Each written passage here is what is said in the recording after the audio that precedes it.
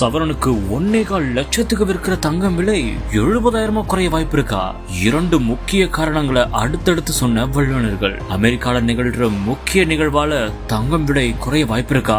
உலகம் முழுக்க இப்போ ஹாட் டாபிக்கா போயிட்டு இருக்கிறது தங்கம் விலை தான். ஆமா, ஒரு சில நாள் ஏறினாலும் அடுத்த நாளே அது குறையுது. இந்த ஒரு சூழல்ல பொதுமக்கள் ரொம்பவே குழம்பியும் போயிருக்காங்க. இந்த ஒரு சூழ்நிலையில தான் தங்கம் விலை 70,000 வரைக்கும் குறையும் அப்படின்ற மாதிரியான தகவல்களும் நிபுணர்கள் சொன்னதா தகவல் வெளியாயிருக்கு. ஆமா, அதுக்கான காரணம் என்ன அப்படின்னு பார்த்தா அமெரிக்காவுடைய பொருளாதார முன்னேற்றங்கள் தான். அதிபர் ட்ரம்புடைய செல்வாக்கின் கீழே அமெரிக்க பொருளாதாரத்தை வலுப்படுத்தும் கொள்கைகளை செயல்படுத்தப்பட்டு வருது.